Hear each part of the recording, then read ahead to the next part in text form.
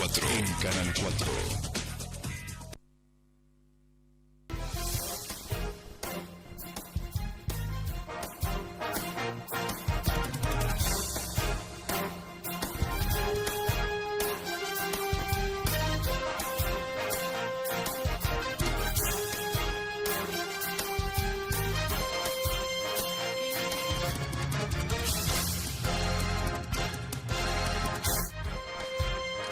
¿Qué tal? Muy buenas tardes, bienvenidos a un nuevo programa de Noticias de la Semana, que como todos los viernes elegimos las principales noticias que han transcurrido y las desarrollamos como para entenderlas un poco más y llevarlas hacia ustedes de una manera más clara y más precisa, como para ver en qué va terminando todo esto de lo transcurrido en esta semana y que seguramente tiene su resonancia en la semana próxima. Así que vamos a la presentación de los temas de hoy. Nicaragua y México, dos países que sus crisis demandan prontas soluciones. Hubo acuerdo para que la ley del aborto se trate en el Senado a partir del 8 de agosto. El paro de la CGT, la suba del dólar, la caída de las acciones en la bolsa de comercio, altas tasas de interés, signos de una economía que no encuentra su camino. Elecciones presidenciales en México para este domingo y un llamado a la paz en Nicaragua que no encuentra una solución a su caos social y económico. Bueno, este tema, como dentro de los internacionales, ya me había ocupado la semana pasada, tanto de Nicaragua como de México. Nicaragua está viviendo momentos realmente muy difíciles. Lleva más de 2 meses de manifestaciones continuas del pueblo en la calle. El presidente elegido democráticamente, pero ya lleva 2 reelecciones, ya lleva 11 años en el poder.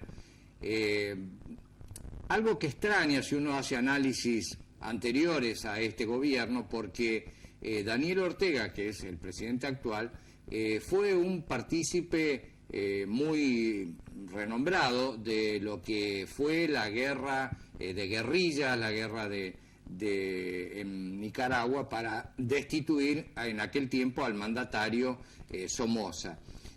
Cuando llegó el momento en que terminaron los enfrentamientos, se va a elecciones y las gana Violeta Chamorro. Ustedes recordarán que fue la viuda justamente de un combatiente también de aquella guerra entre el pueblo y los demandantes de una justicia que no se tenía con el gobierno de facto de aquel tiempo. Lo extraño es que Daniel Ortega, que ya tuvo otra presidencia posterior a la de Chamorro, ya estuvo en la presidencia, la alternó, ahora volvió a la presidencia y ya lleva 11 años en ella.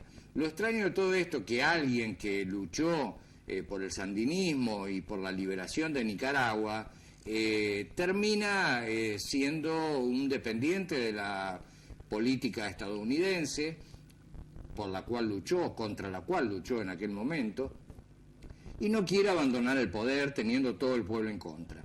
Ya después de más de 3 meses de estas manifestaciones, se llevan más de 170 muertos. ¿Por qué? Porque no tuvo mejor idea que reprimir las manifestaciones, tanto con la policía como con el ejército, en forma indiscriminada. Y bueno, ahora se encuentra en un apriete, tanto de las organizaciones internacionales como la ONU, como el mismo Estados Unidos, y la Iglesia, que está tratando de hacer de intermediaria como para llegar a un acuerdo. Y dentro de este acuerdo, la propuesta de Ortega es adelantar las elecciones, que serían en el 2020, adelantarlas al 2019, cosa que los partidos opositores no están de acuerdo, quieren una solución inmediata, una renuncia, y ha logrado de que todo el pueblo esté en contra. O sea, lograr que todo el pueblo esté a favor ya sería una gran ventaja. En este caso logró que todo el pueblo esté en contra, porque la semana anterior los mismos empresarios hicieron lo que se le llama técnicamente un lockout, o sea, un cierre de locales, de empresas, apoyando a los estudiantes que están detenidos, que son los primeros que han salido a manifestar a la calle.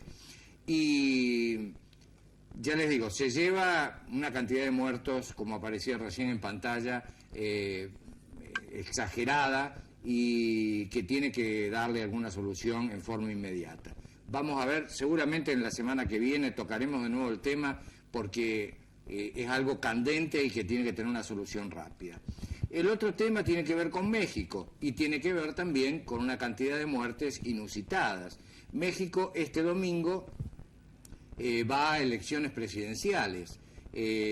López Obrador, que es el representante que en este momento tiene en las últimas encuestas la mayor cantidad de votos que le darían el poder en esta elección del domingo, destronaría así, es un representante de la izquierda, destronaría así la continuidad de tantos años del PRI, que es el actual gobierno. López Obrador tiene dentro de su plataforma la lucha contra el narcotráfico y llevar a México a una limpieza de todos sus poderes que están corrompidos justamente por los grandes carteles de la droga. ¿Qué es lo que asusta de todo esto? En lo que va desde el comienzo del año pasado, que se empiezan a manifestar, a hacer las primeras manifestaciones de reuniones para cada candidato exponer su punto de vista, y se va a los barrios y a las distintas ciudades, ya se llevan 46 muertos que son candidatos. O sea, eso es lo insólito, por lo menos en nuestro país. Lo insólito es que son candidatos para intendentes, para gobernadores de determinados distritos. Ya llevan 46 muertos en un año y medio de contienda electoral, y bueno, este domingo se define esa contienda. Como les decía, uno de los principales baluartes que tiene López Obrador, que le darían el caudal de votos necesario como para ser presidente sin llegar a una segunda vuelta, es justamente terminar con estos asesinatos, ir combatiendo, como se lo hizo, por ejemplo, en países como Colombia, ir combatiendo de a poco, en forma gradual, el narcotráfico, y desmembrar la inserción que tienen los carteles de narcotráfico dentro de los poderes del gobierno, lo que los hace inexpugnables. Vamos a ver, ojalá que cumpla, si es elegido presidente, ojalá que cumpla con lo prometido. Bueno, y este es brevemente el panorama dentro de lo que es la política internacional sudamericana. Nicaragua, por un lado, que están tratando de llegar a un arreglo para ver cómo Ortega deja el poder y se llama elecciones. Y por el otro lado, México, que ya superó esta etapa, está en democracia, pero con una economía muy lenta, con el agravante de la guerra de guerrillas entre las mismas, entre los mismos carteles de la droga, y bueno, ni hablar del norte de México, cercano a Estados Unidos, con las masacres que ha habido con mujeres, y bueno, son todos temas que el próximo presidente tiene que atacar en forma inmediata como para lograr una adhesión del pueblo mexicano. Entonces, Nicaragua tratando de solucionar sus problemas internos con un llamado a elecciones, y este domingo veremos en México si realmente lo que se vaticina, que es el triunfo de López Obrador, termina de esta manera, y lo trataremos seguramente el próximo viernes. Vamos a pasar al segundo tema, que ya es de orden nacional. Con una leve mayoría de senadores que votarían contra la ley sobre el aborto, se abren las sesiones en las 3 comisiones designadas. Bueno, en la parte del oficialismo había propuesto de que hubiera 4 comisiones que trataran la ley de aborto, sobre el aborto. En realidad es la ley de despenalización del aborto. Después hay un montón de parámetros, digamos, que entran dentro de esta ley, que no tienen que ver solamente con la despenalización. Decía de que Gabriela Michetti, representando al gobierno, pedía que hubiese 4 comisiones. Bueno, llegaron luego de varias reuniones con la oposición, se llegó a un último acuerdo de que hubiese solamente 3 comisiones. Se quitó la de la parte económica, digamos, de que sería la de la financiación, digamos, la de economía y de la financiación, de cómo se haría la continuidad de todo lo que viene detrás, ¿no?, de la promulgación de la ley. Entonces, presupuesto y Hacienda, desde mi punto de vista, tendría que estar incluida, no por apoyar en mis dichos al gobierno, porque la oposición lo que plantea es que serían demasiadas comisiones, que se demoraría mucho y que eso sería un tema a tratar posteriormente. Lo que se trata de hacer ahora, dentro de estas 3 comisiones, es que la ley se revalide, como ocurrió en diputados, y vuelva a diputados ya aprobada también en el Senado. ¿Qué pasa? En el Senado en este momento hay virtualmente un empate entre los que la apoyan y los que no quieren que llegue a ser ley. Y hay unos 10 o 12 senadores que todavía están indecisos. Recuerden más o menos cómo pasó en diputados en sus sesiones, ¿no es cierto?, de que hubo aquellos que estaban a favor y aquellos que estaban en contra, y un grupito de indecisos que fueron los que terminaron decidiendo de que sí, de que pasara a diputados, que es donde se va a empezar a tratar. En un primer momento se había dicho de que sería recién en septiembre, ahora se adelantó y sería el 8 de agosto, y mientras tanto van trabajando las comisiones. Vuelvo a insistir en que un tema muy importante es que si la ley se aprueba realmente, con todas las reformas que se llevaron a cabo de esta ley, de la forma que fue presentada, y en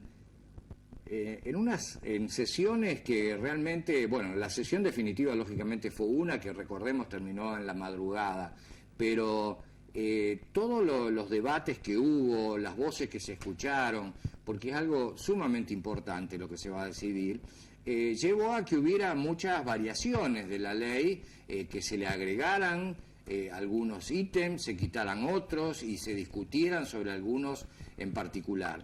Es lo mismo que va a pasar en el Senado. Dentro de esos ítems está que si se aprueba, se necesita toda una estructura del Estado que apoye a las mujeres que llegan a esta instancia. Primero, se habla dentro de la misma ley que es necesario toda una instrucción pública, en primer lugar, como para que no sea necesario llegar al aborto, en el cuidado de justamente con las pastillas anticonceptivas, con las pastillas del día después, cosa que ya hemos hablado en otro programa anterior, sin necesidad de llegar al aborto. Y si es necesario llegar al aborto, aquellos que están de acuerdo en practicarlo, que tengan la asistencia necesaria. Y para eso es muy importante que todo el sistema de salud pública vaya desarrollando las medidas con las cuales se va a encontrar, porque no es fácil llegar a un consenso sobre esta ley, porque la Iglesia está en contra, hay grupos que pretenden de que no llegue a una concreción de la ley, otros que sí. Bueno, llegar, supongamos que es por el sí, posteriormente se va a necesitar preparar a muchísima gente dentro de los ámbitos de salud pública y que no están preparados para eso, para lo cual va a hacer falta recursos de los cuales el país justamente está quitando recursos a un montón de áreas por el famoso achique del déficit fiscal, y esto va a generar justamente la preparación de una educación de todos, tanto de las mujeres como para que traten de evitar de quedar embarazadas si no lo quieren hacer, y en el caso de que lleguen a elegir hacerse un aborto terapéutico y en un lugar de asistencia como debe ser, ese lugar de asistencia tiene que estar preparado. O sea, una cosa es aprobar la ley y otra cosa es la accesibilidad a los medios que esa ley propone que haya. Yo ya expuse mi punto de vista, contrario no a la ley, sino a la libertad de llegar al aborto, siendo de que hay dos pasos anteriores muy importantes y que son gratuitos en los entes públicos, como es cuidarse las mujeres con la pastilla anticonceptiva, y en última instancia, si fracasara eso o no se hubiera pensado, la pastilla del día después. Bueno, en caso de que lleguen a la necesidad de un aborto, está el otro problema. Hay clínicas dentro de nuestra ciudad que ya se adelantaron a que supuestamente hubiese un sí y objetaron lo que se les llama objeción de conciencia, de que ellos objetan de que no tienen obligación de realizar los abortos si se les son solicitados. La ley dice que sí, que los organismos privados y públicos no se pueden negar, tienen que tener por lo menos un médico que esté dispuesto a hacer el aborto que la ley le exige que ese sanatorio o esa clínica lo tiene que realizar. Lo mismo ocurre en el hospital, por supuesto, con más razón todavía que es un ente público. Entonces, hay muchas cosas que se tienen que decidir todavía. Y vuelvo a insistir sobre el tema presupuestario. Tiene que haber una preparación de todos los equipos médicos que van a estar asignados a estas funciones, como para no solamente, no es el hecho de que llega una chica embarazada y se le haga el legrado correspondiente, sino la parte psicológica, la parte de la preparación posterior para que no lo repita nuevamente a los 2 o 3 meses, otra vez pase por la misma situación. Todo eso es un seguimiento que, imaginémoslo a nivel nacional, implica a muchísima gente, desde asistentes sociales, a profesionales médicos, a los que van a continuar en un tratamiento psicológico posterior. Entonces, la necesidad de asignaciones me parece que es un tema fundamental. Por ahora lo están tratando 3 comisiones, que son las de justicia, que son las que están asesorando, digamos, los diputados también, ellos mismos están participando, para ver el 8 de agosto llegar a una votación que veremos cómo se termina decidiendo. Así que seguramente es un tema que lo vamos a seguir semana a semana. Vamos hacia un pequeño corte comercial y tocamos el tercer tema de hoy, que tiene que ver con la economía nacional.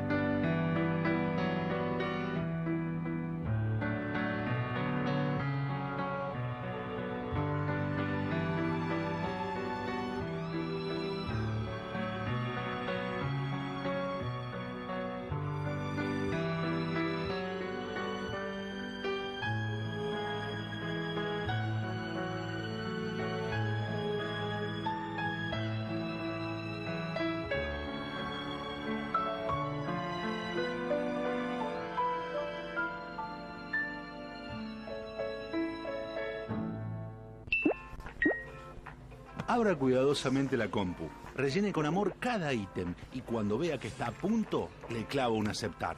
¡Listo! Disfrute de este préstamo servido en bandeja. Bancor presenta el préstamo personal que se cocina en 3 minutos. Hasta 300.000 pesos. Lo sacás fácil por home banking, mobile o cajero automático. Y lo cancelás hasta en 72 cuotas. Más info en bancor.com.ar. Exquisito Bancor.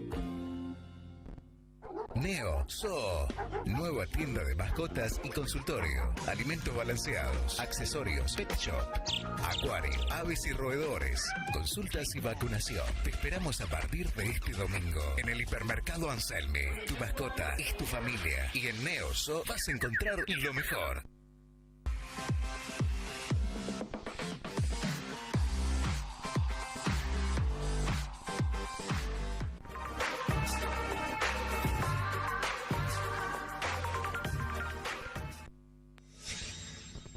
Economía. ¿Por qué nos pasa lo que nos pasa? Análisis de una situación generada por varios frentes que nos desestabilizan.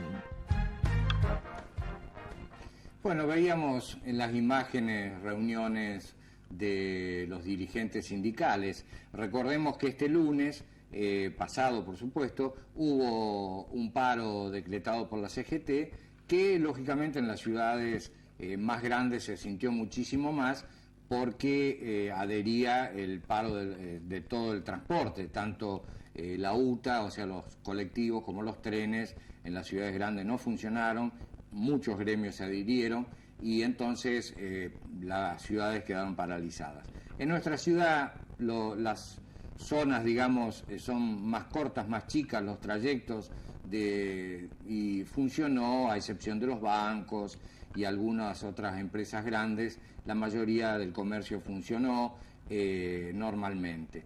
Pero bueno, el análisis que quiero hacerles es con respecto a varios temas, o sea, la CGT, ¿qué pasa? Ante este alto acatamiento que tuvo el paro, a pesar de que el gobierno lo haya minimizado, convoca la idea de la mayoría de la gente, porque por más que se simpatice con el gobierno gobernante o si alguien diga, bueno, yo lo voté, realmente tenemos que ser realistas. La situación no mejora ni tiene pintas de mejorar, al contrario.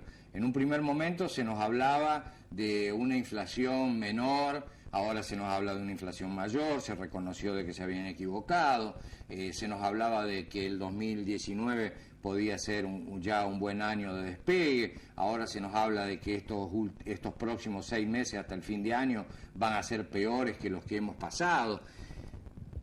Y se crea un clima de desconfianza que le hace muy mal a toda la economía y al país, porque en un clima así de desconfianza, ¿quién va a querer invertir, desarrollar algo dentro de estas normas que se están viendo, dentro de estas pautas que se están viendo? El crédito de los 50.000 millones de dólares, esperemos que no se nos vayan como se nos fueron gran parte de las reservas en las ventas de todos los días, de dólares de todos los días que está haciendo el Banco Central. La idea era el plan, una vez que entraron los primeros 15.000 millones, que fueron la cuota, digamos, que primero entró desde el Fondo Monetario Internacional, el plan era ofrecer 100 millones de dólares diarios al mercado para que se fuera acomodando el precio del dólar de acuerdo a la demanda que tenía. Hicieron 2 días de 100 millones de dólares, al tercer día ya tuvieron que poner 150 millones de dólares, y hoy, que el dólar tocó su máximo histórico y casi llegó a los 30 pesos por unidad, hoy se vendieron 300 millones de dólares y el dólar cerró a 29,80, 85, depende de las casas de cambio, los lugares. El Banco Nación, 29,85. O sea que es como que no se le ve un techo que el gobierno lo pueda ir manejando. Hay aquellos que dicen, economistas, que el dólar hay que dejarlo libre, que el gobierno se tiene que jugar a poner toda la carne en el asador, que tienen los dólares suficientes como para que llegue un momento que el que compró al día siguiente, a la semana siguiente, haya perdido, para que le saque las ganas de seguir comprando dólares, tanto a las empresas como a los privados que compran de a poco también. ¿Por qué? Porque uno compró a 27, ahora está a 29, dice, bueno, los próximos ahorros que tengo vuelvo a comprar, este mes se pagan aguinaldos, si a alguien le alcanza un pesito como para que le sobre, seguramente va a decir, me voy al dólar porque si antes compraba 27, ahora está casi de 30, vuelvo a comprar y después estará en 31 o en 32. Para desestimar eso, tendría que ocurrir de que ante el mercado esté inundado de dólares por el mismo gobierno, el precio se desinfle. Vamos a ver si se opta por eso o por otra táctica económica que trate de regularlo. Hay muchas, por ejemplo, a la industria un dólar alto le conviene porque le conviene para la exportación, pero este dólar a ese precio se transfiere a los costos de precio. Los precios llegan a las góndolas y entonces nos encontramos dándole la razón a un paro como fue el del lunes, en que ahora exigen que las paritarias que se fijaron en su momento a un 15, a un 18%, se vuelvan a abrir y se lleven en una nueva disputa con los gremios, con cada uno de los gremios, se la actualice por lo menos en un 25%, que es la que logró justamente el gremio más representativo, que es el gremio de Moyano, el gremio de camioneros, que cerró con un 25%. Entonces, todos los que habían cerrado anteriormente paritarias en un 15, en un 16%, ahora quieren que se vuelvan a abrir para llegar a emparejar un poco la pérdida que ha tenido el poder adquisitivo durante todos estos días apenas que han pasado y cómo se han trasladado los precios. Por otro lado, haciendo un análisis de nuestro país a nivel internacional, tenemos que reconocer que como hubo épocas desde el primer kirchnerismo, en la época de Néstor Kirchner, que se hablaba del famoso viento a favor, una soja a más de $500, países que se peleaban por comprarnos, colocábamos muy bien toda nuestra producción cerealera. Hoy ya no es tanto así, los precios internacionales han bajado, los países que antes eran compradores prácticamente compulsivos nuestros, de soja fundamentalmente, de trigo también y de otros cereales, hoy han revertido, después de 10, 12 años estamos hablando, han revertido su situación. Entonces países como Estados Unidos, Rusia, China, India, que nos compraban volúmenes grandísimos y a precios exorbitantes para aquel momento, hoy ya no lo están haciendo de la manera que lo hacían antes, si bien siguen siendo compradores nuestros, pero los precios han bajado a nivel internacional. Entonces ya no entra la cantidad de dólares que tendrían que haber entrado si nos manejamos con los valores de aquellos tiempos a lo que se cotizaba la soja y lo que se está exportando. Por otro lado, internamente tenemos un problema que es cierto lo que dice el presidente Macri, tuvimos una sequía que es la peor en los últimos 50 años, lo cual hace de que no tengamos el caudal necesario de cereales como para exportar, lo que nos ha quitado aproximadamente unos 6.000 millones de dólares que tenían que entrar justamente de exportación por estos cereales. Eso ha hecho que se desestabilice la balanza entre importaciones y exportaciones, se está importando cada vez más cosas, este dólar alto quizás frene eso porque ya la producción nacional por ahí puede competir mejor con los precios internacionales, pero por otro lado esos precios ese dólar alto se traslada a los precios. O sea, es una situación muy compleja. Si dejamos el dólar alto, hay que subir los sueldos. Si se suben los sueldos para que la gente pueda llegar al poder adquisitivo que tenía antes, si se suben los sueldos de esa manera, ya hay más de 5.000 pymes que han cerrado en los últimos 2 años. Y hay estadísticas del 2016 y 2017. Todavía no están las del 2018, que es donde más ha impactado el cierre de las pymes. Y lo vemos cotidianamente. Entonces, hay pérdida de empleo, cierre de empresas chicas sobre todo, y una situación económica que no se le encuentra, el gobierno no muestra encontrarle la idea de un plan maestro, llamémosle así, un plan que digamos, bueno, esta es la situación, estamos parados en este punto, vamos hacia aquel punto y las pautas son estas y se nos va marcando como a los chicos en la escuela y cada uno nos tendremos que ir acomodando a eso dentro de lo que exige la realidad de hoy. La realidad es esa, vamos a pasar momentos muy difíciles y nos tenemos que acostumbrar, pero nadie nos lo dice en la cara como para que estemos preparados para eso. Entonces, como no lo sentimos todavía tan cerca, por ahí hacemos las cosas de otra manera a la que la tendríamos que hacer. ¿Por qué? Porque el gobierno tampoco sabe, o no lo dice, o tiene miedo de decirlo. Como tuvo miedo de decir con qué gobierno, con qué situación económica se había encontrado en su primer momento, porque pensó de que la iba a llevar con el gradualismo y que iba a ir acomodando los tantos y que se iban a ir acomodando las cosas, y no se le dio eso. En vez del viento a favor, tenemos un viento sur en contra que nos voltea. Y un gobierno que no nos da la pauta de cómo manejarnos a cada uno, desde aquel que vive de un sueldo, aquel que vive de una pensión, de una jubilación, a aquellos que manejan grandes empresas. No hay pautas claras.